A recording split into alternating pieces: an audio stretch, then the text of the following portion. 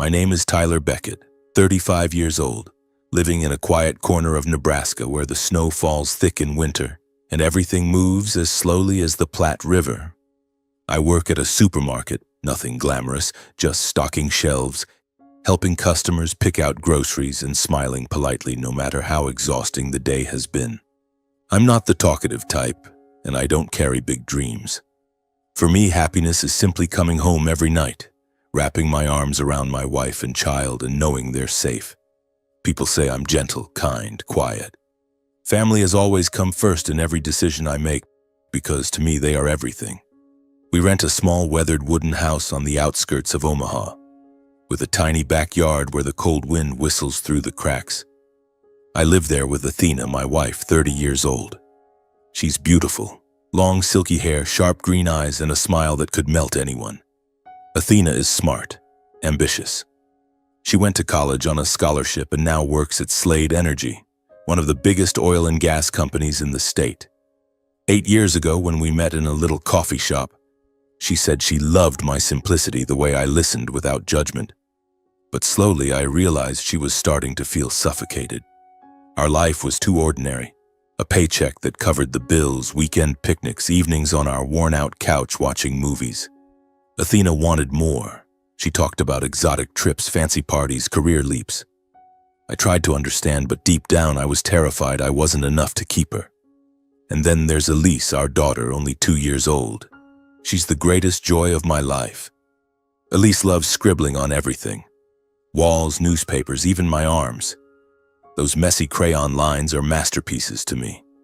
Every evening when I come home, she wraps her little arms around my legs and calls Daddy in her sweet, lisping voice. For me, just seeing Elise smile and hearing Athena talk about her day was enough for a lifetime of peace. I didn't need a luxury car or a mansion. Family was everything. But that peaceful life began to crack quietly like a hairline fracture in glass you don't notice until it spreads. It was a late afternoon, about 3 months before Christmas. I was driving my old pickup home after my shift, the Nebraska sky heavy and gray with clouds. I stopped at an intersection, and then I saw Athena. She was walking out of the Slade Energy building in a tight dress that hugged her figure, hair dancing in the wind.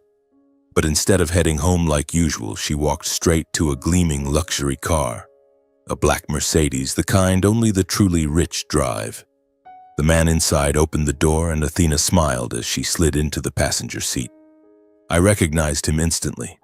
Griffin Slade, 32, CEO of Slade Energy and son of the big boss.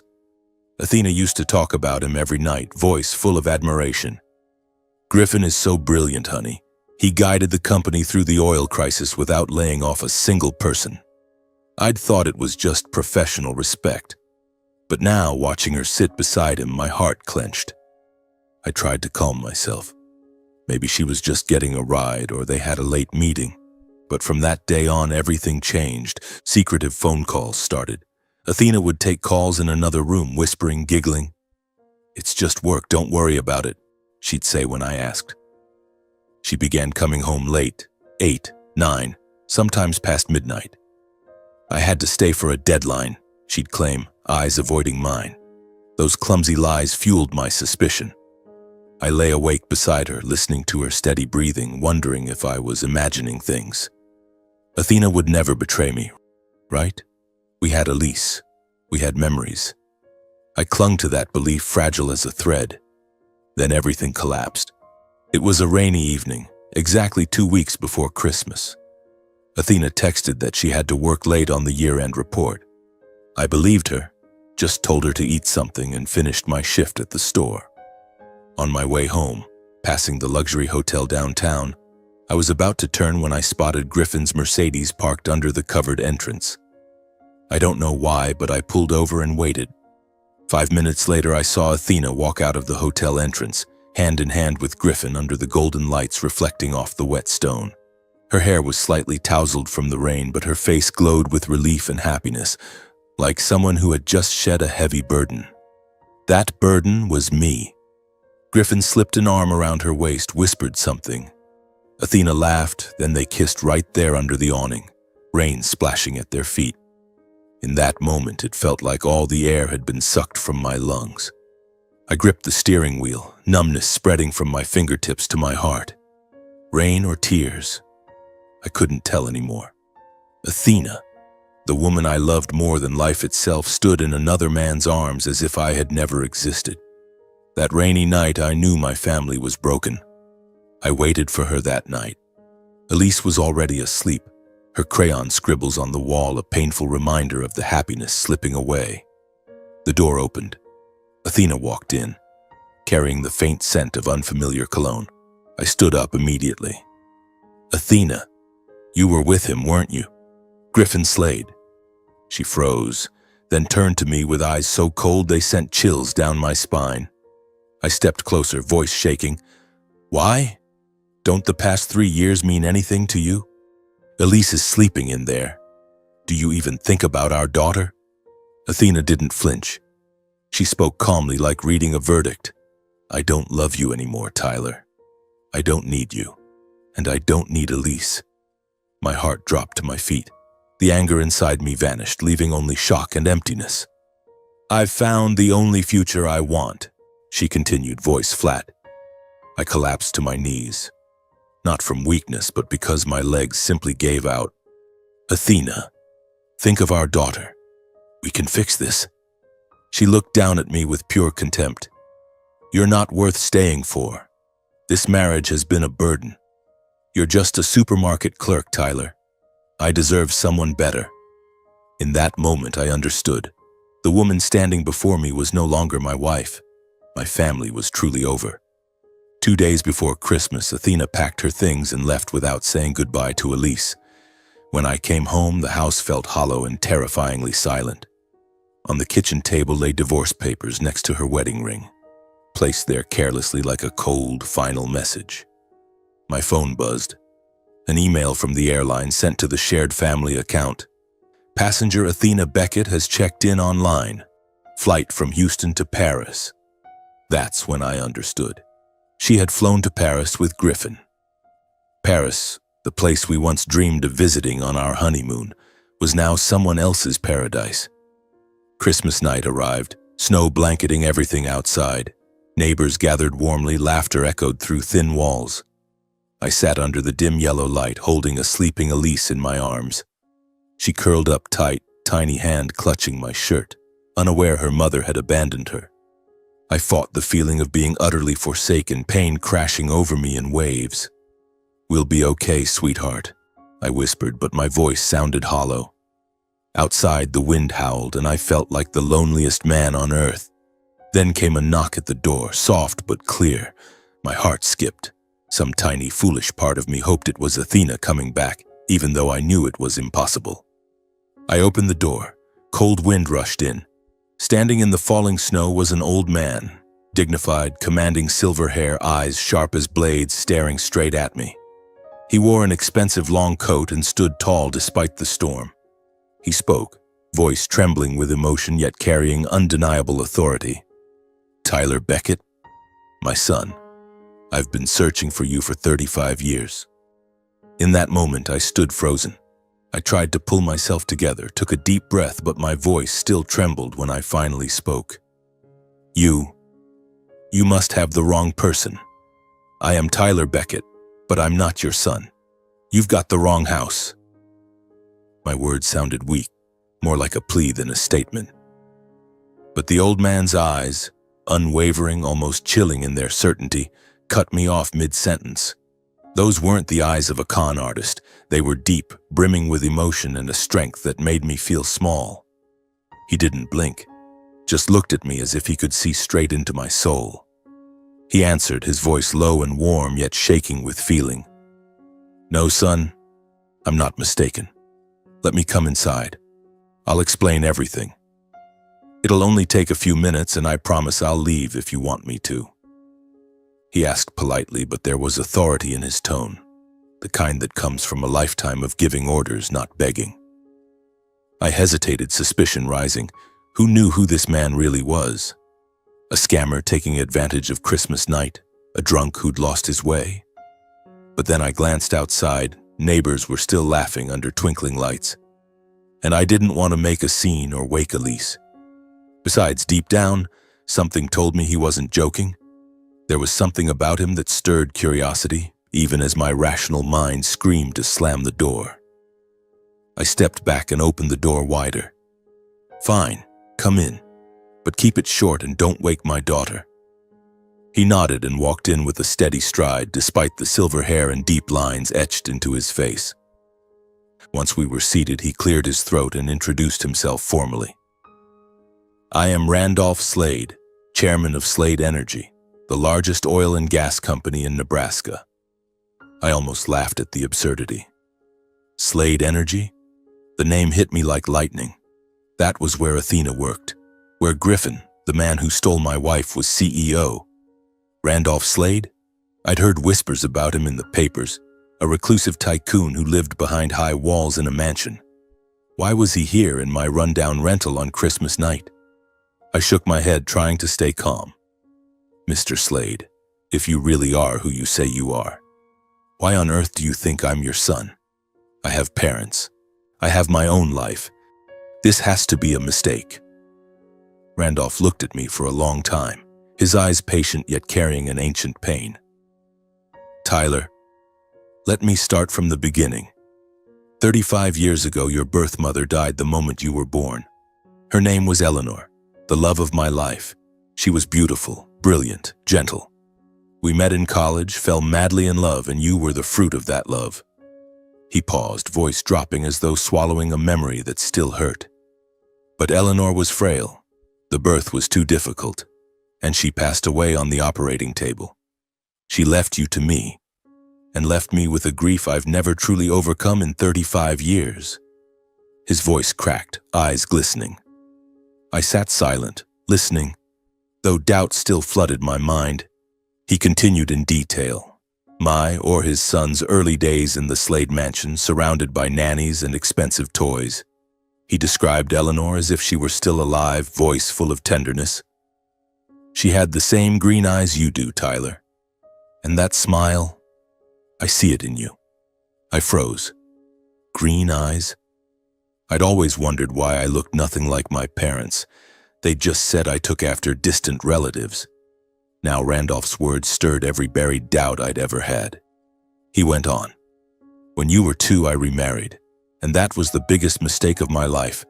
Azalea, my second wife, was ambitious and ruthless. She was jealous of you, the true heir to the Slade name.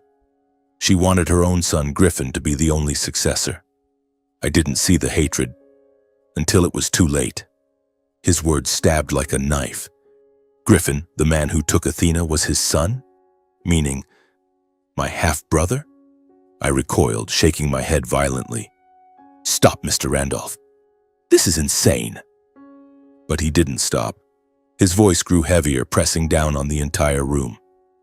"Then you disappeared, Tyler.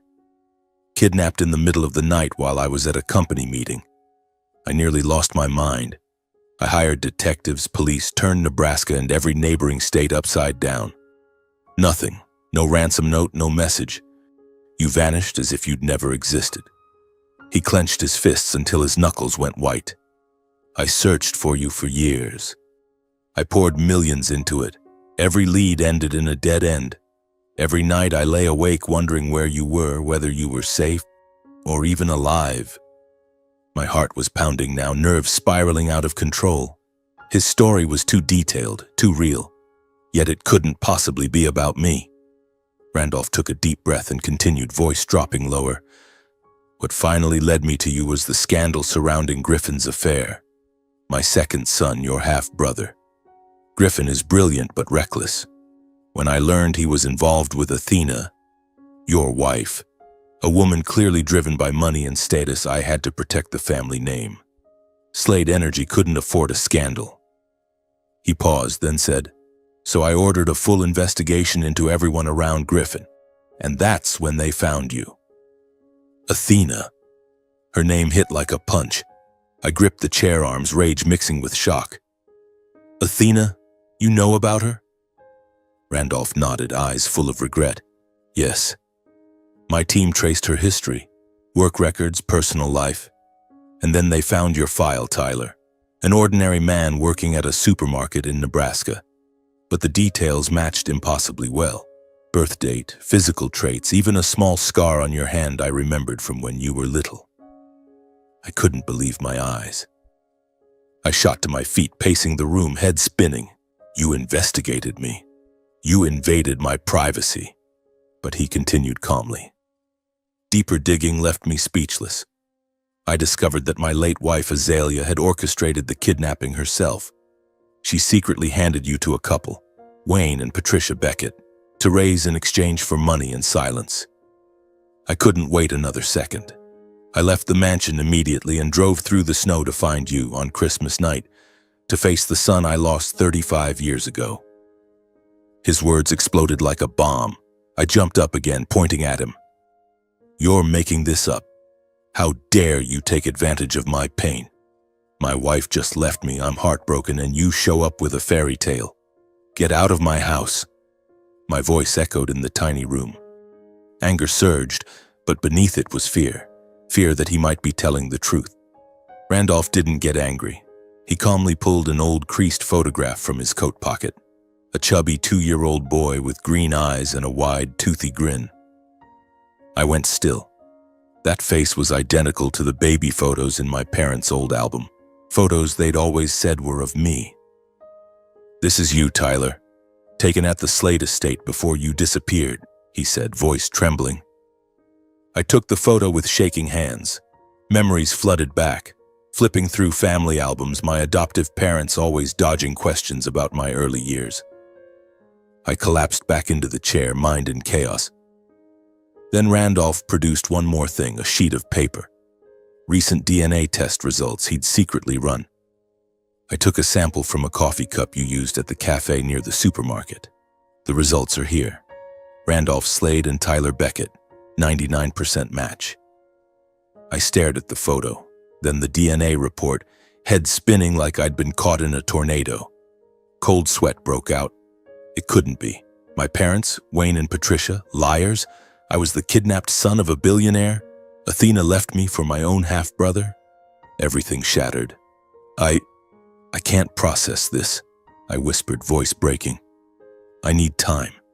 Please, leave me alone. Randolph nodded, no pressure. He stood, gently placing a hand on my shoulder. I understand, son. When you're ready, call me. My number is here. He left his card and walked out into the snowy night. The door closed.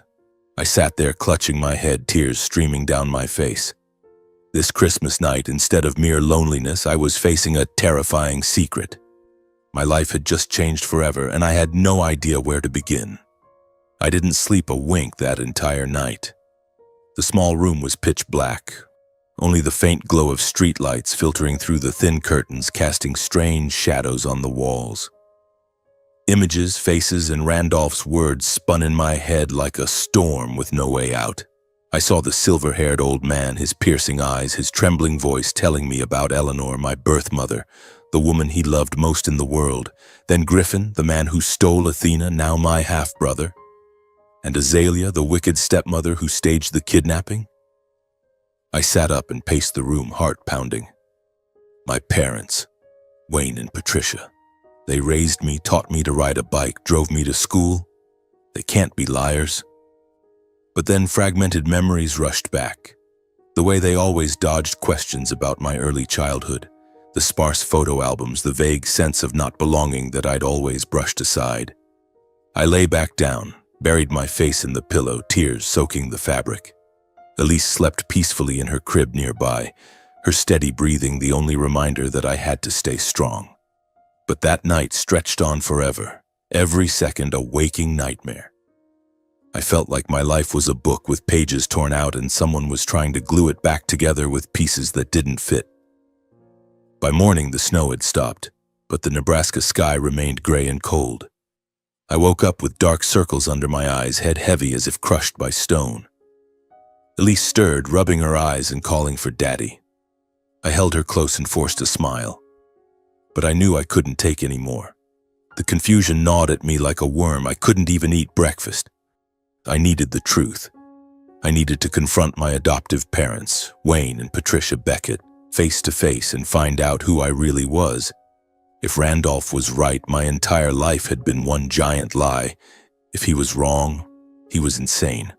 I picked up his business card, hands shaking as I dialed. 2 rings, then Randolph's deep, warm voice. "Tyler, you called?" I took a deep breath, voice unsteady. "Mr. Slade. Randolph, I need to see my parents. I want you to come with me, for them to confirm it themselves. If you're telling the truth, they'll admit it." A second of silence, then simply, "I understand. I'll pick you up right away. No more questions." I felt a surge of nervous anticipation, like stepping into a dangerous adventure. I got Elise ready and dropped her off with kind Mrs. Mary next door, who often babysat. "Daddy has to run an errand, sweetheart," I whispered, kissing her forehead. Mrs. Mary looked worried. "Tyler, are you okay? You look like you've seen a ghost." I forced a smile. "I'm fine. Just family stuff." Less than half an hour later, a gleaming black limousine pulled up in front of my house, the kind you only see in movies. Randolph stepped out, dressed in an elegant black suit, looking powerful yet weary. He nodded and opened the back door. "Get in, son. We're going to the old town." I climbed in. The scent of real leather and expensive cologne filled the air, worlds away from my beat-up old pickup. The atmosphere inside the car was tense as a drawn bowstring. I stared out the window as melting snow gave way to barren fields. Randolph broke the silence. "Are you scared, Tyler?" I turned to him, voice trembling. "Terrified. Terrified that everything you said is true. Terrified that my parents aren't my parents." He nodded, eyes distant. "I'm scared too, son. Scared that I lost you for far too long." We made small talk. He asked about Elise, about my supermarket job. I asked about Slade Energy, about Griffin. Each question peeled away another layer, but the tension only grew. My heart raced faster as the car turned onto the familiar road leading to Wayne and Patricia's weathered wooden house. It looked the same: moss-covered roof tiles, overgrown front yard, faint smell of wood smoke. I swallowed hard, stepped out, Randolph right behind me. When Wayne and Patricia saw me walk in with a well-dressed older man, they froze. They were sitting at the kitchen table, Wayne reading an old newspaper, Patricia knitting. Surprise turned to worry on their faces. "Tyler, what are you doing here so suddenly?" "And who's this?" Wayne asked gruffly, standing but his hands shaking. Patricia squinted at Randolph. "Son, who is he? He looks rich." I took a deep breath, trying to keep my voice steady, though my heart pounded like a drum. We sat at the old wooden table. The air felt heavy, like before a storm. I asked them one single question. "Mom, Dad, am I really your biological son? Or was I adopted?" It was like a bomb went off. They flinched, hesitated for a split second. Wayne's face turned red. He shot to his feet, knocking over his chair, and roared, "What the hell are you talking about, Tyler? Don't say crazy things. You're my son. Born right here in the local hospital. I remember that day clear as day." His voice was loud, but I saw panic in his eyes. Patricia sniffled, wiping tears with her sleeve. "You're all grown up now and don't need your old parents anymore, is that it? You dare question everything we sacrificed for you? We gave up so much to raise you, and now you come here accusing us?" My chest tightened, nerves skyrocketing. They were dodging, and that only made me more certain.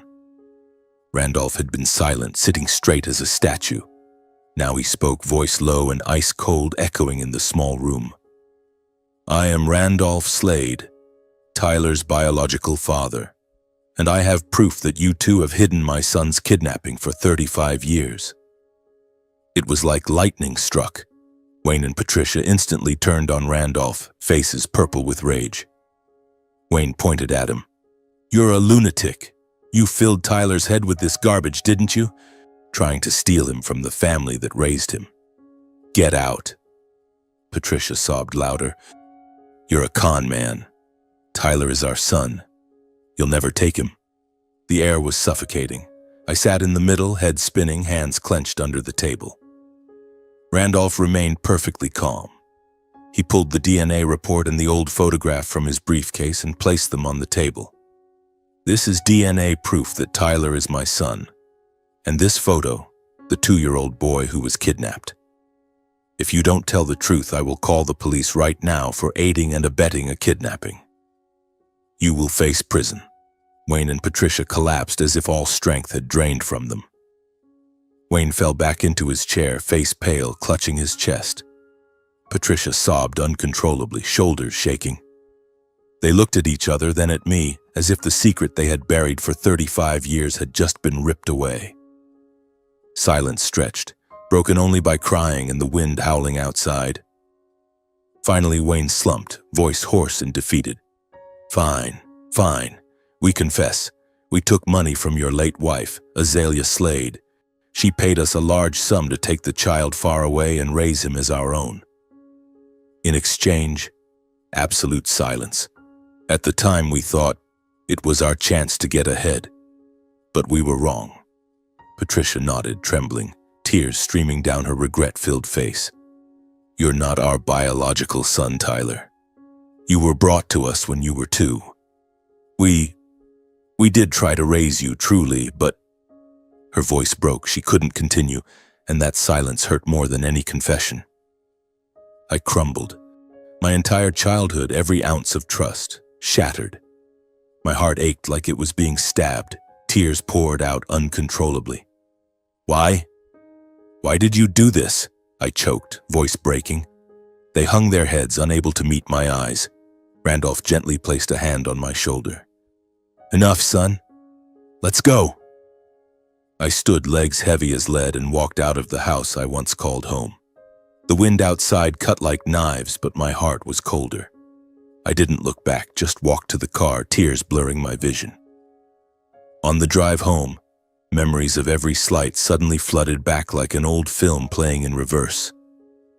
I finally understood why I had always been treated coldly. As a child, the smallest mistake, dropping a glass, getting a little dirty, earned furious shouting from Wayne. You're so clumsy, Tyler. Can't you do anything right? While my friends' fathers just laughed it off. Patricia never hugged or comforted me. When I cried, she'd say, You're too old to be a crybaby. I thought they were strict or just poor, but now it was indifference. Growing up, I always had hand-me-down clothes patched over and over, making me the target of teasing. Birthdays were a tiny store-bought cake, no candles, no gifts. A bike? You think we're made of money? Wayne snapped when I begged. Every wish was dismissed. I learned to go without, to make do myself, but I always craved a real hug. As an adult, I still tried to be a good son, sent money every month even on my small supermarket salary, fixed the house whenever I visited, painted walls, repaired plumbing. In return, a cold nod from Wayne, and occasionally, You'll never amount to anything, Tyler. Still working at that supermarket? As if my efforts were just duty, never enough to earn real love. Patricia said little, but her eyes always looked through me like I was a stranger. I had thought they were harsh because we were poor. Wayne a mechanic, Patricia a housewife, scraping by in a small town. But now, through the lens of truth, I saw it wasn't hardship. I had never truly been their son. They raised me for money, not love. My heart felt torn apart. Tears streamed down my face in the car. Randolph sat beside me, listening quietly as I poured it all out, then said softly, Son, I will make it up to you. But for now, rest. The car rolled back toward Omaha, but inside me everything was still chaos. This confrontation had changed everything, and I knew the storm was only beginning. When I got back to the apartment, I walked in like a ghost, slammed the door shut, and let the darkness swallow everything. The room felt as empty as my chest. The wind howling outside sounded like mocking laughter. I collapsed onto the old sofa, the same one where just weeks ago Athena used to sit laughing with Elise. Now everything I had ever believed about my life had just crumbled. Elise was still asleep at Mrs. Mary's, and I was grateful she didn't have to see her father falling apart like this. I sat in the dark for hours, listening only to my own heart pounding, as if trying to remind me I was still alive. My eyes fell on Randolph's business card on the table, glinting faintly in the streetlight. He was my real father? A billionaire? The thought was both intoxicating and terrifying. It made me tremble. That night I didn't sleep, just stared at the ceiling while 1,000 unanswered questions tore through my mind. In the days that followed, Randolph visited quietly, never pushing. He would arrive in the afternoon, knock softly, and bring bags of food from upscale restaurants, fresh salads, toasted artisan bread, imported fruit I'd never tasted. "I thought you should eat properly," he'd say, voice low and warm. He never asked about my decision, never pressured me to call him Dad. Instead, he brought gifts for Elise, beautiful dolls, colorful picture books, and played with her as if trying to make up for decades suddenly lost. Elise took to him instantly, giggling when he lifted her high and told fairy tales in that deep, commanding yet gentle voice. She scribbled all over his hands without fear. Randolph just smiled, a rare smile that softened the deep lines on his face and let her do whatever she wanted. Watching him play with my daughter stirred a storm inside me, gratitude that he had appeared and brought warmth to this cold house. Disbelief that this reclusive billionaire, chairman of Slade Energy, was sitting on my living room floor playing Tea Party with a 2-year-old, and a pain I couldn't name, because I didn't know whether to let him in or keep my distance from the father I had only just discovered. One afternoon, while Randolph was stacking wooden blocks with Elise on the floor, the room felt unusually warm and peaceful. He was building a tower. Elise squealed with delight every time it toppled. I stood in the kitchen making coffee, forcing a smile. Then the door suddenly burst open. No knock, just the familiar jangle of keys that made my heart stop. Athena walked in wearing a tight, short dress, hair in a high bun, with Griffin beside her wearing his usual smug grin. She had come for the last of her things left in the closet and to pressure me into signing the divorce papers. I stood frozen, coffee spilled across the floor. Elise looked up and called "Mama" in her innocent voice, but Athena barely glanced at her daughter. Both Athena and Griffin froze when they saw Randolph in our tiny apartment. Griffin stammered, face draining of color. "Dad, what are you doing here? Why are you in this loser's house?" Athena went white, clutching her purse, clearly confused. "Mr. Slade? What are you doing here?" Her voice shook. Her eyes darted between me and Randolph. The air turned razor sharp in an instant, tension rising like a wire about to snap. Randolph said nothing at first, just stared at them with eyes cold as steel, sitting on the floor yet radiating absolute authority. I clenched my fists, rage boiling as I looked at the two people who had destroyed my family. Athena, the wife I loved, now standing next to her lover, and Griffin, my half-brother. I confronted Athena immediately, voice shaking with fury. "What are you doing here? Showing up with your lover right in front of our daughter? How can you be so cruel you won't even look at Elise once? She calls you mommy and you treat her like a stranger." My words threw Athena off balance, her face flushed. She stammered meaningless excuses. "You, don't blow this out of proportion. I just came to get my stuff. Elise, she'll be fine. I'm busy, work in Paris." But her words rang hollow, weak. I could see panic in her eyes. Griffin stood beside her, arms crossed, trying to look calm, but his hands were trembling. Cornered, Athena lashed out, unleashing all her frustration like a flood.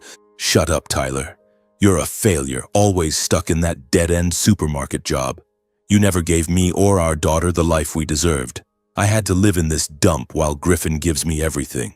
Travel, a real house, luxury cars. Did you think I could stand it forever?" Her words stabbed like knives. My heart shattered again. Elise started crying, sensing the tension, and I scooped her up, trying to soothe her. But Athena wouldn't stop, eyes blazing. "You've always been weak, Tyler. No ambition, no money, nothing. I was right to leave you." Griffin smirked and twisted the knife deeper, voice dripping with mockery. She's right, Athena. This guy was born at the bottom, poor in money and poor in drive. She did the right thing, ditching a pathetic loser like you.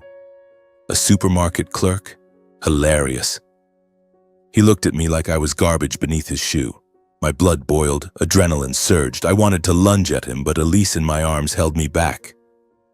Randolph had stayed silent, but I saw his fists clenched tight. The instant Griffin finished speaking, Randolph slammed his hand on the coffee table. Bang! The sound echoing like thunder, silencing the entire room. He rose to his full height, towering and commanding, and roared, "Silence!" Everyone froze. He stared straight at Griffin, voice ice cold. "How dare you speak to your older brother that way?" The words exploded like a bomb. Griffin's eyes bulged in disbelief, stammering, "What are you talking about?" "Him. My brother. Impossible." Athena's mouth fell open, face white as paper. "Tyler, Griffin's brother? Mr. Slade, you're joking, right?" Randolph nodded once, voice low but unshakable. "Yes. Tyler is my firstborn son, kidnapped 35 years ago. DNA has proven it." Griffin lost his mind, face crimson, screaming, "Lies! You've been tricked, Dad. This guy's just a gold digger." In his rage, he kicked over a chair, hurled a cheap decorative vase to the floor, shattering it into pieces, and cursed wildly, "Bullshit. I don't have a brother. You're an idiot, old man." He stormed toward the door, shoving Athena aside. She stumbled after him, face panicked. They left chaos behind. Shards of glass everywhere, Elise crying harder, the air thick as after a hurricane. Randolph watched his younger son go, eyes filled with exhaustion and helplessness. Not just at the outburst, but because he knew this tragedy stemmed from his own mistakes years ago. He sighed, sat down, and with trembling hands began picking up the broken pieces. I stood beside him, emotions churning, rage, shock, and a strange flicker of relief. Elise quieted in my arms, and when Randolph looked up, I gave a small nod of thanks for defending me, even if only for a brief moment in the storm. "Thank you. Thank you, Dad, for standing up for me," I whispered, the first time I called him that. He gave a sad smile. "I will always protect you, Tyler, from now on." But I knew the real storm had only just begun, with Griffin and Athena out there, and the dark secrets of the Slade family still waiting for me to face. After that chaotic confrontation, everything seemed to calm down, but only on the surface. I tried to return to normal life, dropping Elise at daycare, going to work at the supermarket, stacking shelves with a forced smile. Then the anonymous letters began. The first one was a plain white envelope shoved under my door, no stamp, no address. My hands shook as I opened it. Inside were just a few typed lines. "Leave Randolph immediately. Don't even dream of entering the Slade family or you'll die." My heart pounded, cold sweat broke out. I crumpled the paper and threw it away, telling myself it was just a sick prank. The letters kept coming, one every day, sometimes taped to my car. "The Slade family isn't for trash like you. Back off before it's too late." I couldn't sleep, lying awake with images of shadowy figures lurking outside the window. Elise slept peacefully beside me, and I held her tighter, terrified the threats would reach my little girl. It wasn't just letters. Unknown numbers called day and night, a nightmare without end. The phone would ring at midnight. I'd jolt awake, heart racing. I'd pick up, only heavy, deliberate breathing on the other end, slow and savoring my fear. "Who is this?" I'd ask, voice trembling. No answer, just the breathing. Then the line went dead. Another time, while pushing a cart at the supermarket, my phone buzzed. "Who do you think you are? Slade is not your name. Disappear, or your daughter pays." Those icy threats left me in constant, paralyzing tension.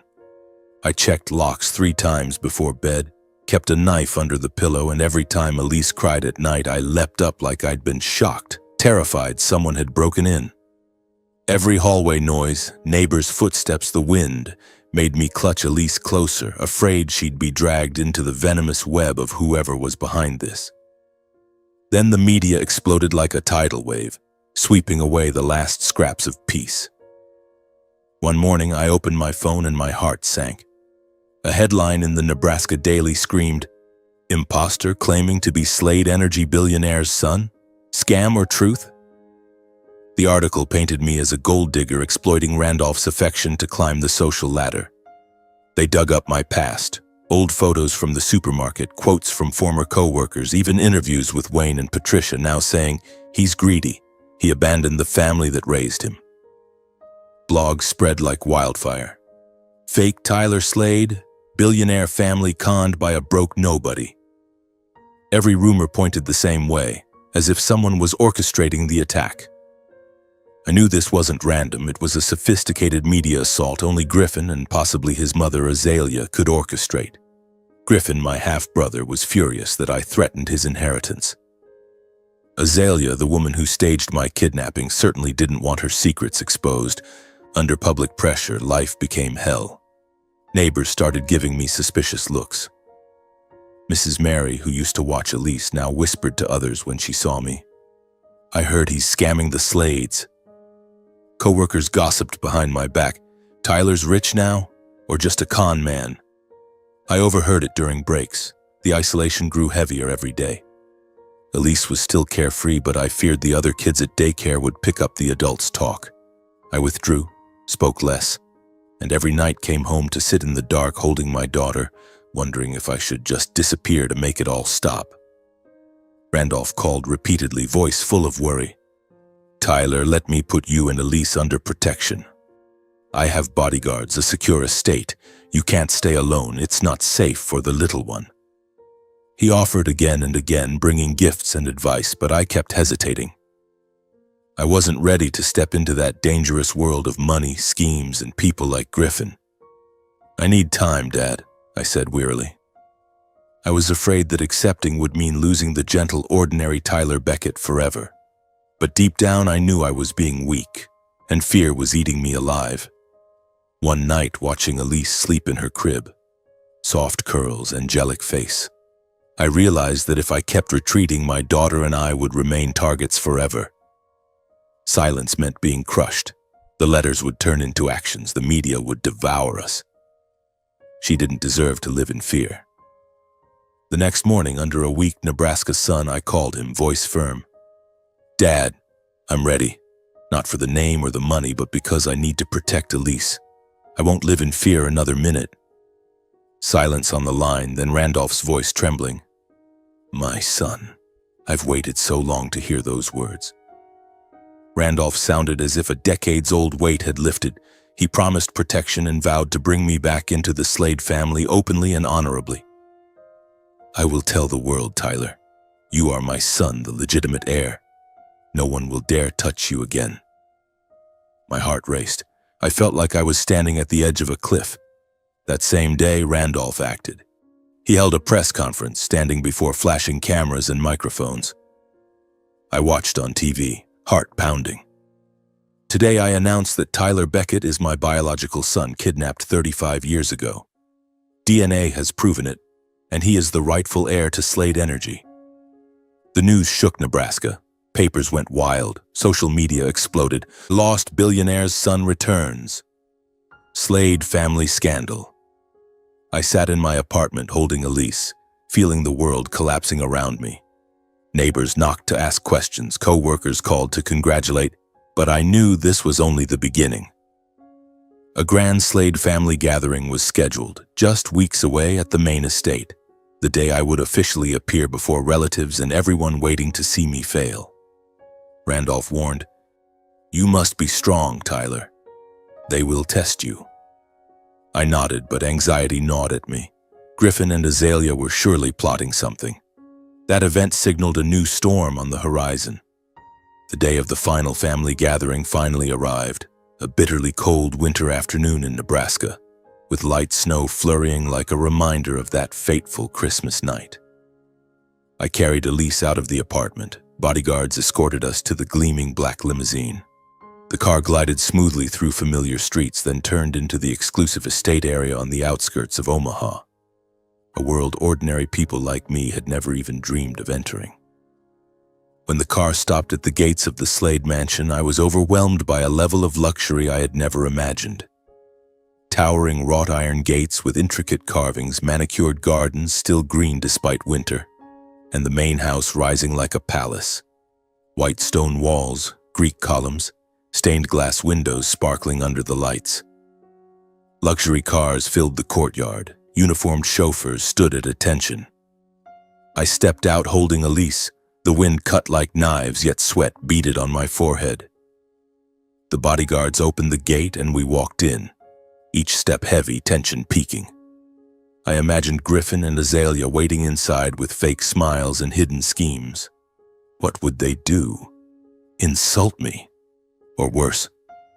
Inside the grand hall, warmth radiated from a massive fireplace, but the stairs were ice cold. The long dining room, more like a banquet hall, was packed with Slade relatives. Powerful faces in expensive clothes. Armani suits, glittering evening gowns, the air thick with costly perfume. They sat around an exquisitely carved wooden table laden with elaborate French dishes. Foie gras, fine red wine, gleaming silver cutlery.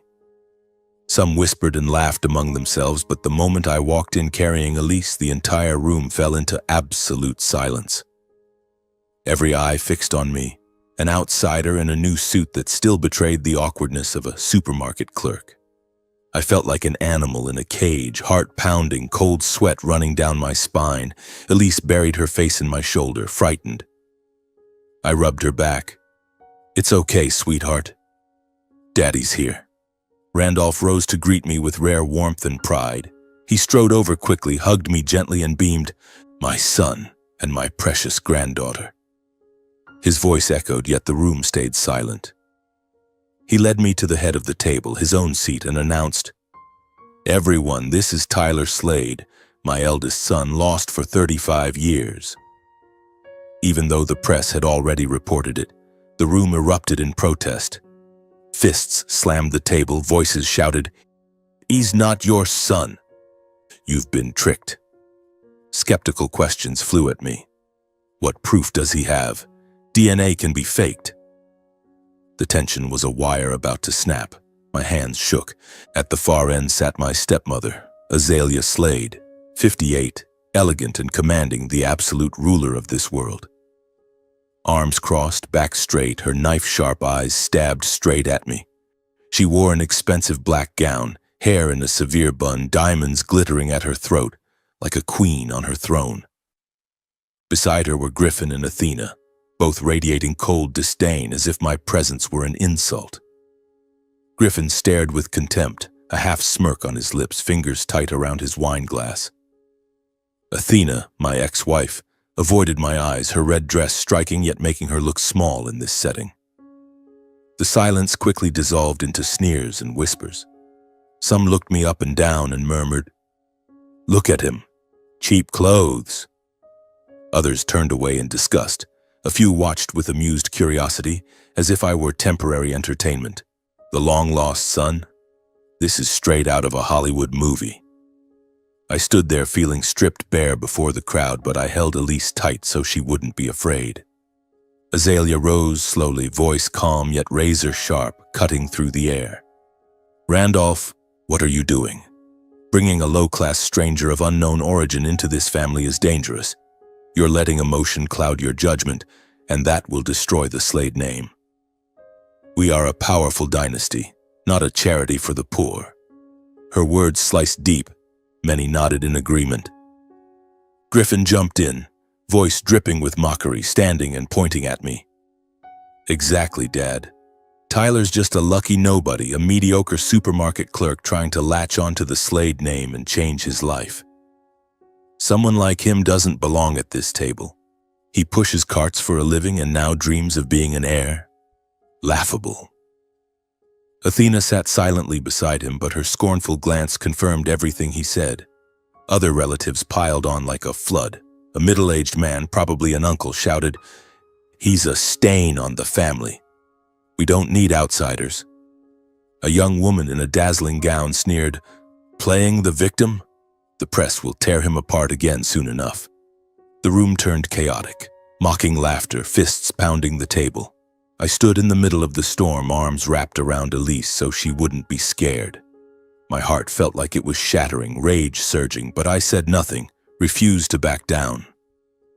I stood tall, as if their insults could no longer break me. I thought of everything I'd survived, Athena's betrayal, my adoptive parents' lies, and told myself, "You've already overcome worse. Don't fall now."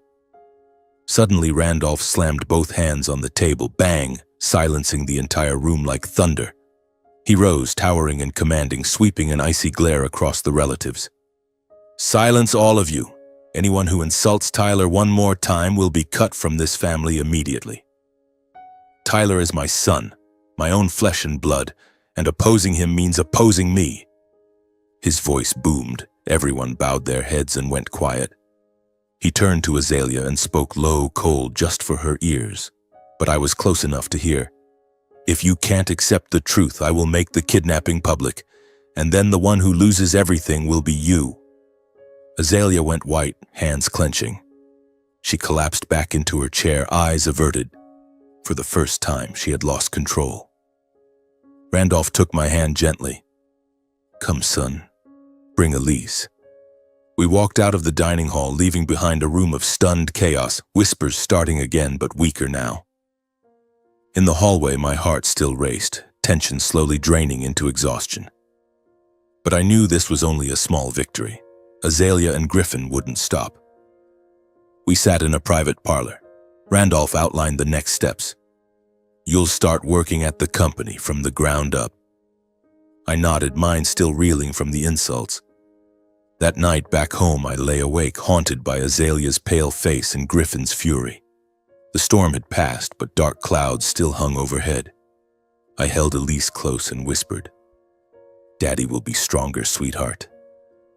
This confrontation was only the beginning, and I had to be ready for whatever came next.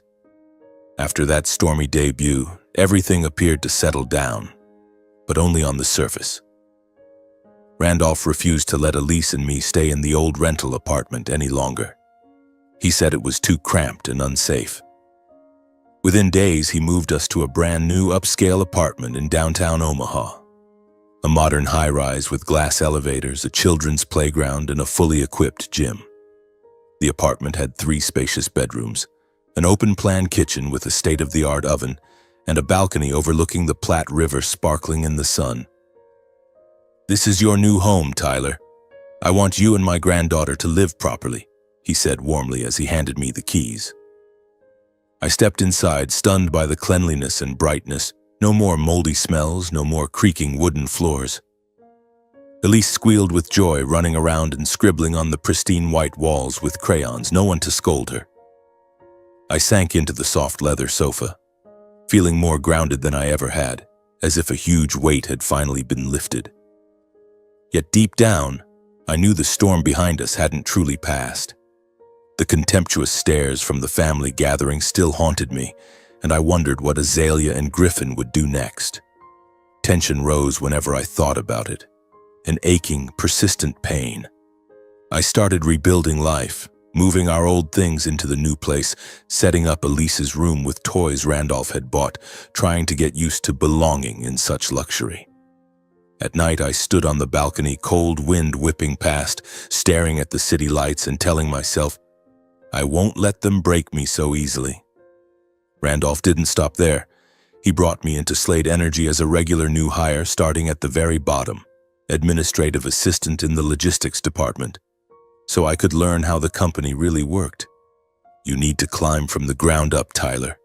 No leaning on me," he said sternly, but with unmistakable affection. For someone who had only ever worked in a supermarket, this was an entirely different universe. Slade Energy's headquarters stood in the heart of the city, a towering glass skyscraper with a marble-floored lobby, high-speed elevators, and sharply dressed employees. My first day, I wore the new suit Randolph gave me, clutching the leather briefcase he'd bought, heart pounding as I walked in. Colleagues greeted me politely, but their eyes were full of curiosity. They all knew from the news I was the long-lost son.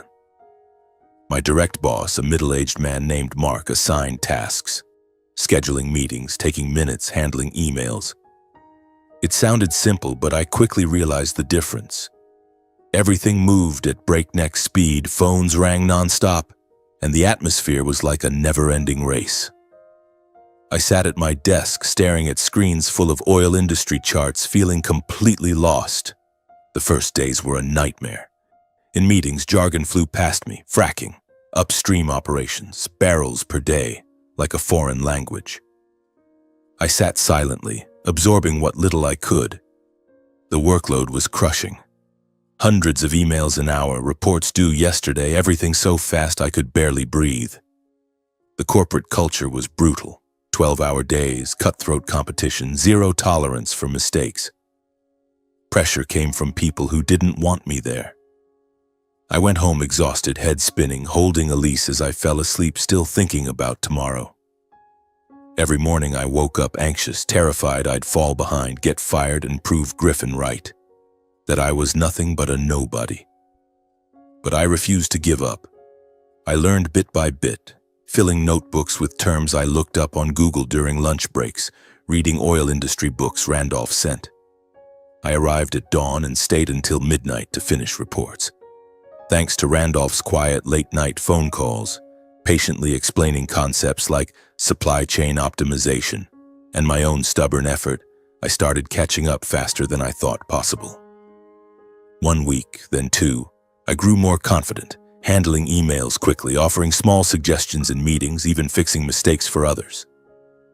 Colleagues began looking at me differently, curiosity turning to respect. "Tyler, you learn fast," Mark said once, and my heart warmed. Elise greeted me at the door with cheers. "Yay, Daddy's home." Those moments made the exhaustion fade, but I knew Azalea and Griffin weren't sitting idle. While I improved, they didn't stay quiet. They assigned impossible tasks, deliberately throwing me into complex projects, hoping I'd fail or get fired. One morning, Mark handed me an analysis of the supply chain for a new oil field, a senior-level job with a 3-day deadline. "Orders from above," he said, avoiding my eyes. I knew above meant Griffin, now CEO. I wrestled with mountains of data, complicated charts, unfamiliar terms like API gravity and drilling permits. That night, I stayed up all night, fueled by black coffee, scribbling frantically. Tension peaked at the thought of failure. If I screwed up, I'd be gone and Griffin would laugh. But I finished, exhausted, and the report was praised. In meetings, they dismissed my ideas, cut me off, even remotely deleted files right before presentations, all disguised as little accidents. Once I'd prepared slides on logistics optimization, but when I opened the file, gone. Griffin sat at the head of the table smirking. "Tyler, not ready? Maybe let someone else handle it?" Laughter rippled around the room. I stood there burning with embarrassment, but improvised from my handwritten notes. Azalea, joining via video, interrupted. "Very amateur, Tyler. We need experts, not hobbyists."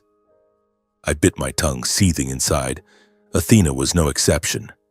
To stay in Azalea and Griffin's good graces, she spread distorted stories about me inside the company, twisting how people saw me. I overheard colleagues, "Athena says Tyler was lazy and unambitious, that's why she left." She sent anonymous emails with warped versions of our past, like how I neglected the family. One day, a female coworker asked during break, "Tyler, is it true you made Athena miserable?" It hurt, but I just shook my head and said nothing. Now living in the Slade mansion with Griffin, Athena avoided my eyes in the hallways, guilt mixed with resentment. I endured it all without once complaining to Randolph. I didn't want to seem dependent. I solved problems myself, recovered deleted data, practiced presentations alone, even monitored emails to prevent hacking. With every challenge, I gained skills and experience, advanced Excel, oil market knowledge, and real allies at the company. The anxiety was still there, but now it was positive. I'll prove them wrong. My persistence paid off. Colleagues started respecting me for not giving up. A guy named Dave bought me coffee. "Tyler, you're tough. Nothing like the rumors." Even some relatives softened. One cousin, Victor, clapped me on the shoulder at a party. "You're doing well at the company. Sorry I misjudged you. I smiled but stayed wary. Randolph watched my progress from behind the scenes, smiling as he saw me not just survive but grow, stronger, calmer, independent. He called me to his private office. "Son, I'm proud of you. You're changing everything." His words moved me deeply. Yet the better I did, the more threatened Azalea and Griffin felt. Their stares grew colder, filled with unease and hatred. In one meeting, Griffin glared, gripping his pen. "You really think you belong here?" I didn't answer, but I knew he was scared. I had no idea that the higher I climbed, the bigger target I became. Behind the praise and smooth progress, a trap was being set, and I was walking straight into it, unaware. A vague unease stirred, like a bad premonition, but I pushed it aside and focused on work. The family war was raging quietly, and I was at the eye of the storm. After I started working at Slade Energy, I tried to keep life steady, but the tension slowly built like storm clouds before rain. Every morning I woke early, brewed strong black coffee in our bright new apartment, looked at Elise sleeping with her innocent smile, and told myself today would be better. The job at the company grew more absorbing. From administrative assistant, I was given small data analysis tasks, and I learned day by day. Yet that uneasy feeling never left. Strange glances from colleagues, silent calls from unknown numbers, the sense that someone was watching. I brushed it off as fatigue, but deep down I knew Azalea and Griffin hadn't given up. They were venomous snakes, and I was the prey that had just come into view. The tension reached its peak one late evening when I came home after a long shift. Our new apartment was high up, with huge windows overlooking the twinkling lights of Omaha, but that night the hallway was pitch black. The light bulb had burned out. I was fumbling with the key, Elise clinging to my leg, begging for ice cream, when heavy footsteps echoed from the elevator. I turned, and my heart stopped. Azalea Slade stood there in an expensive fur coat, hair in a severe bun, flanked by several tattooed thugs radiating menace, muscular, glaring, arms covered in dragon and phoenix ink. They blocked the hallway, turning the air thick with fear. A neighbor peeked out, then slammed their door shut. Panicked whispers echoed. Azalea stepped forward, voice cold as a blade. "Tyler Beckett. Or should I say fake Slade?" She sneered, standing in my doorway, unleashing vicious insults about my background. "Who do you think you are? A broke supermarket clerk from the backwoods of Nebraska, now trying to worm your way into the Slade family? You're nothing but trash, a stain I tried to erase 35 years ago." Her words lashed like a whip. The tattooed men laughed loudly, one punching the wall so hard the corridor shook. She mocked my attempt to infiltrate the family, recounting my childhood with biting sarcasm. "You used to push carts at a supermarket, and now you dream of running things? Pathetic. Randolph is blind, but I won't let you destroy everything." Then, ice cold. "If you don't disappear from the Slades, right now, you'll lose the thing you value most." Her eyes flashed with malice, and I knew she wasn't bluffing. The thing I valued most. Elise?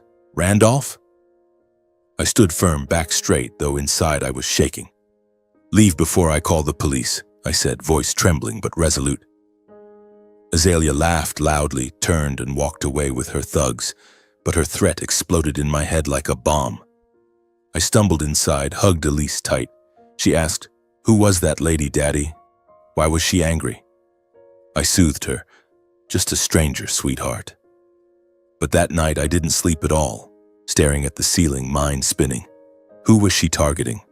Elise, my daughter, my only joy? Randolph, the father I'd just found? Or even Wayne and Patricia, despite their confession? Fear crushed me. Every sound outside made me jump and check the locks 3 times.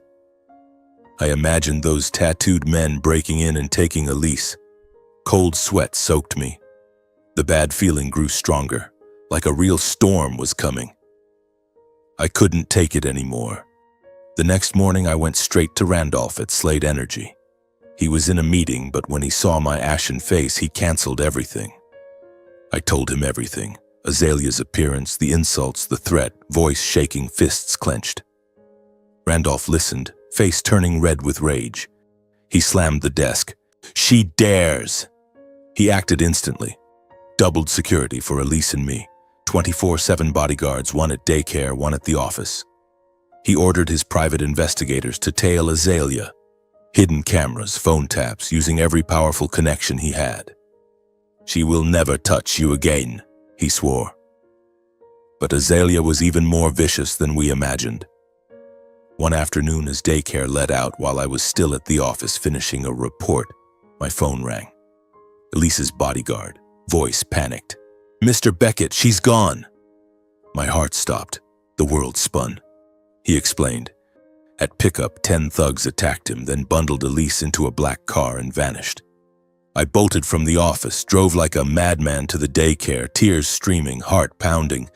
"Elise, where's my daughter?" Only an empty playground remained, her toys scattered on the ground. Then an anonymous text, "Want to see your daughter again? Disappear from the Slades. Otherwise you'll never see her alive." That icy threat drove me insane. I ran everywhere, streets, neighbors, called police, but no trace, no security footage. I collapsed on the sidewalk sobbing, tension turning to despair, soul torn apart. Randolph arrived, face pale, mobilizing everything, bodyguards, private investigators, powerful contacts. Calling the police chief. Hiring hackers to scour city cameras, even reaching the FBI through friends. We sat in the Slade mansion, giant screens showing maps, teams searching abandoned warehouses, highways, cheap motels. But no sign of Elise. The black car vanished like a ghost, no plates, no clues. I sat clutching her photo, tears endless. "Dad, if I lose Elise, I can't go on." Randolph hugged me. "We'll find her, son. I swear." But every minute was torture, every second cutting like a knife. I pictured her terrified, crying for Daddy, and my heart shattered. In desperation, Randolph and I stormed Azalea's private mansion, more lavish than the main estate, with manicured gardens and a pool. We burst in like wounded animals, bodyguards behind us. Azalea was calmly drinking tea in the living room, face impassive. "What have you done with Elise?" I roared, lunging forward only to be blocked by her own massive security. Randolph thundered, "Azalea, you dared kidnap my granddaughter?" But Azalea coolly denied everything, even mocking us. "Kidnapping? I'm far too busy running the company for such nonsense. Randolph, you're blinded by this stray you picked up. And Tyler, go back to your supermarket." Every accusation met smooth denial. She laughed and had her guards throw us out. Just as Randolph was about to lose control and call lawyers to sue, Griffin suddenly appeared at the main estate, face pale, hands shaking, eyes red. He walked into the meeting room, voice breaking. "Dad, Tyler, I know where Elise is." We froze. I grabbed his collar. "What did you say? You know where she is?" Griffin broke down crying, confessing he had overheard his mother planning the kidnapping, eavesdropping on Azalea's call to her thugs, and knew the abandoned house on the outskirts where Elise was being held. Azalea, on video call, shrieked in disbelief. "Griffin, are you insane? I did this for you, and you betray your own mother." But Griffin shook his head, tears streaming. "I only wanted to ruin Tyler. I never wanted to hurt a child. Mom, you went too far." He fell to his knees, sobbing. "I was wrong, Dad. I was jealous of him, but I never wanted murder." I didn't wait another second.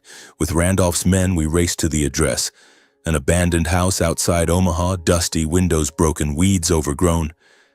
We stormed in, guns drawn, my heart about to explode. Inside it was dark and musty, and a child's crying echoed. I rushed to the back room. 2 guards were instantly overpowered by our men. There she was, shaking, terrified but unharmed, eyes red, clutching her doll. I swept my daughter into my arms in that dark room, tears falling without end. "Baby, Daddy's here. Don't be scared. I've got you." Elise sobbed, clinging tight.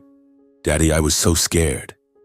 Randolph stood behind us, watching father and daughter reunite, relief and fury warring in his eyes.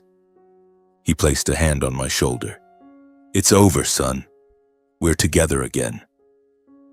But his voice shook, eyes burning with rage at Azalea's cruelty. After Elise was safely rescued, Randolph and I immediately began gathering every piece of evidence related to the kidnapping. We didn't wait. Even the next morning at the Slade mansion, he summoned his private investigation team, a group of professionals with laptops, cameras, and thick files. We returned to the abandoned house and collected evidence from the scene: fingerprints on doors, hair fibers, shoe prints, everything photographed and analyzed. The two captured thugs, Azalea's hired muscle, were interrogated by police and under pressure confessed. They took orders from the big boss lady with phone numbers and messages leading straight to Azalea. I sat beside Randolph, watching the data from their phones. Calls from a hidden number, but the investigators hacked it and traced it to one of Azalea's secret phones. My heart pounded as the evidence became crystal clear. A message reading, "Make it clean, no traces." Randolph clenched his fists. She won't get away with this. We worked day and night. I transcribed witness statements, neighbors who saw the black car, the bodyguard who was ambushed recounting every detail. Exhaustion wore me down, but adrenaline kept me awake. This was our chance to end the nightmare. Randolph's team didn't stop at Elise's case. They reopened the 35-year-old files, recovering documents long thought lost. He hired top forensic tech experts who restored old police reports from Nebraska archives, kidnapping records from when I was 2, bank transfers showing Azalea paying Wayne and Patricia Beckett.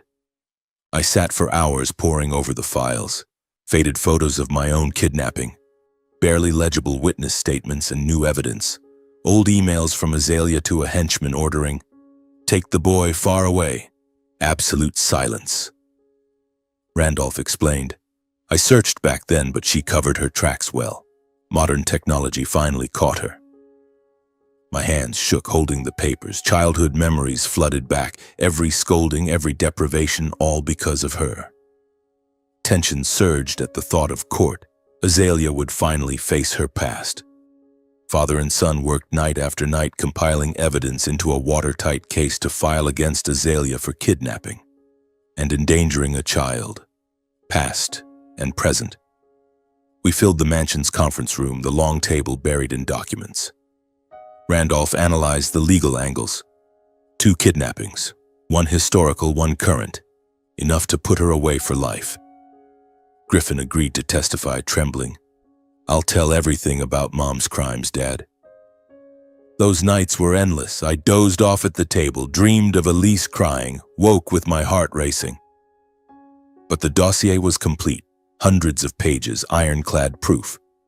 We handed it to the lawyers, who nodded. With this, victory is certain. Tension mixed with relief. Justice was coming. News of Elise's kidnapping leaked, perhaps from police or investigators, and the media exploded. One morning, I turned on the TV and froze. Headlines screamed, "Billionaire Slade's granddaughter kidnapped."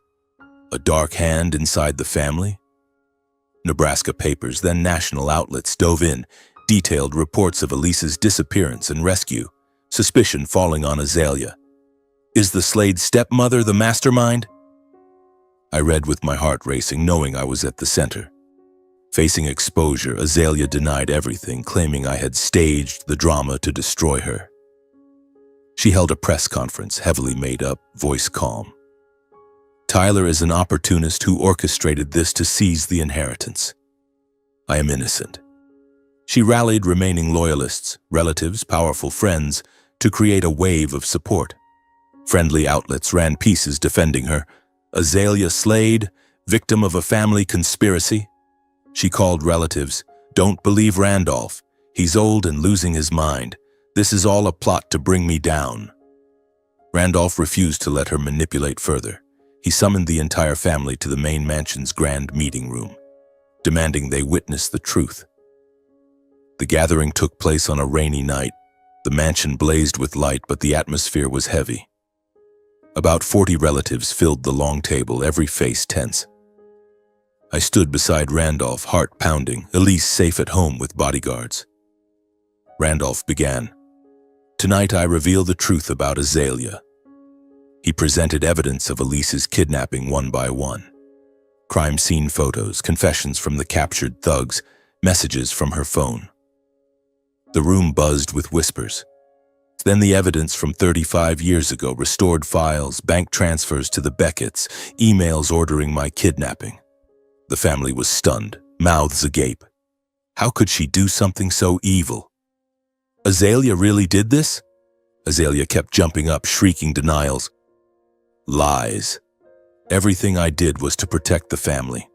Randolph and Tyler are twisting facts to destroy me. She pointed at me. He's an outsider. He has no right to the Slade name. But this time, no one defended her. Even former supporters fell silent, eyes averted. The evidence was too overwhelming.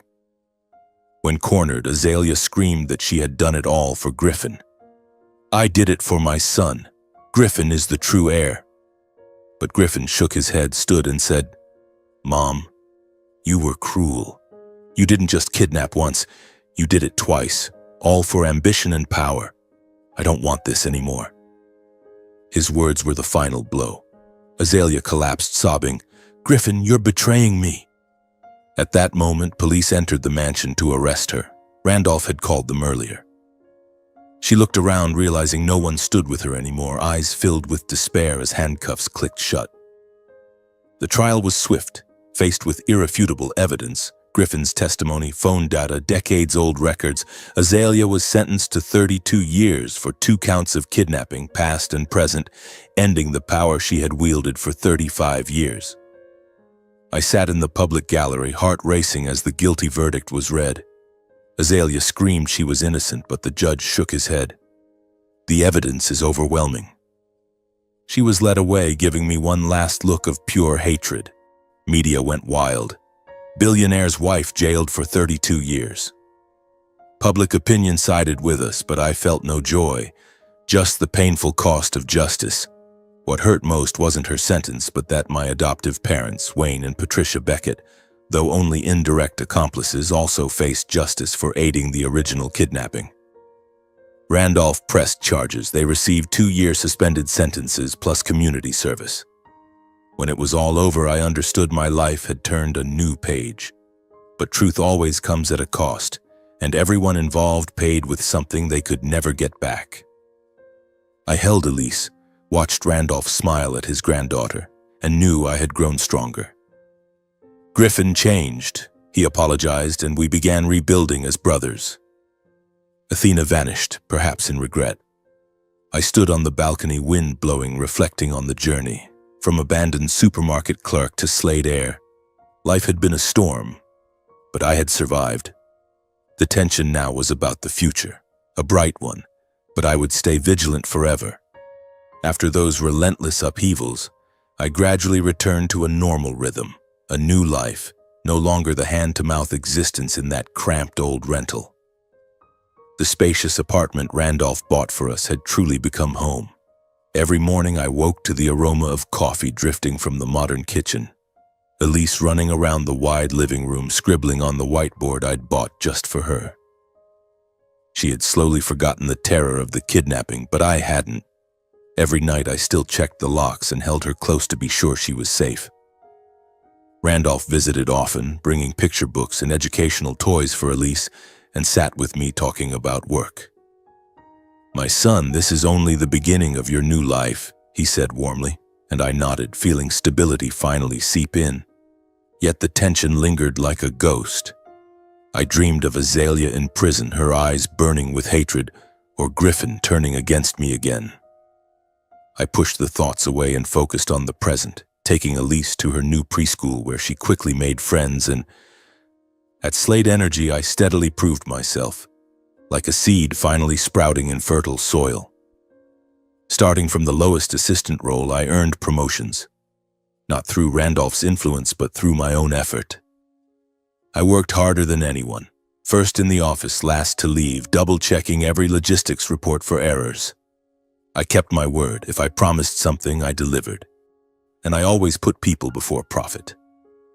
In one oil field expansion project, I proposed prioritizing worker safety, shorter shifts to reduce accidents, even though it raised costs. Profit matters, but human lives matter more, I said firmly in the meeting. At first, senior management looked at me skeptically as if I were just a lucky outsider. But over time, the doubt faded. Colleagues started inviting me for coffee, sharing family stories. My boss, Mark, clapped me on the shoulder after a meeting. "Tyler, you're bringing fresh air to this place." The tension was still there, but I realized I was finally being seen. Within the family, my steady presence erased all remaining doubts. Family gatherings at the Slade mansion were completely different now. At first, relatives had eyed me with contempt and whispered behind my back, but as they saw me work hard without leaning on power, they changed. Victor, the cousin who once ignored me, now slapped my back at a party. "Tyler, you've proven yourself. Sorry for the harsh words before. Those who once looked down on me now regarded me with respect tinged with guilt." An aunt hugged me and whispered, "We were wrong, son. You really are a Slade." I smiled and forgave, but the old wounds still ached. The tension rose whenever I remembered the past, but I pushed it aside and focused on the present. Playing with Elise in the mansion gardens, listening to Randolph tell stories about my mother Eleanor. The family grew closer, no longer divided, and I finally felt I belonged, by blood and by choice. One day, Griffin came to the office in the mansion where Randolph and I were discussing work. His face was pale, eyes red as if he hadn't slept in days. He hesitated at the door, then spoke in a trembling voice. "Tyler, Dad, I came to apologize to both of you." Randolph and I froze. This was Griffin, the man who had despised me, who had enabled countless schemes from stealing Athena to nearly destroying everything. Yet here he stood, a completely different person. Griffin struggled to stay composed, voice breaking. He apologized for everything, for his blind jealousy of the long-lost brother who suddenly appeared, for the hatred his mother had planted in him since childhood, convincing him I was a threat to his inheritance, for the blindness that led to mistake after mistake, helping tear the family apart. He took a deep breath. Tears suddenly spilled. "I was wrong, Dad. So wrong. I was jealous and thought Tyler came to take everything from me. But the kidnapping. I never imagined Mom would go that far. I want to step down as CEO, leave the company, and start my life over. I don't deserve this anymore." Tears fell, the arrogance and triumph were gone. Only a broken man remained, facing his own guilt, for the first time daring to admit he had been wrong. I placed a hand on my brother's shoulder, voice gentle but firm. "Griffin, let the past stay in the past. Everyone makes wrong choices. I was weak once too, letting Athena walk away without fighting. What matters is how we stand up afterward. I want you to stay and help me build a better Slade family. We're brothers, same blood." My words stunned him. Then he broke down sobbing, bowing his head in gratitude, for the first time seeing me not as a threat, but as someone he respected, even owed thanks to. Randolph pulled us both into a hug, tears rolling. "My sons. Finally, our family is whole again." In that moment, the tension melted away, replaced by warmth. We started over. Griffin worked alongside me, sharing experience, and slowly became a real brother. Athena disappeared from Nebraska as if she had never existed. No one knew where, perhaps running from her own choices. I once hated her, the wife who betrayed me, who aided Azalea's schemes, but now only regret remained. She had loved me for my simplicity, yet ambition devoured her. Sometimes I dreamed of her eyes full of remorse, but I woke holding Elise. Mommy chose a different path. The tension about her now was only vague worry. Was she okay? But I let it go and lived in the present. Months later, the board unanimously appointed me CEO of Slade Energy, a decision that left me reeling. Randolph stepped back to an advisory role, spending time with family and his granddaughter, trusting his eldest son to lead the company into a new era. "My boy, I'm getting old.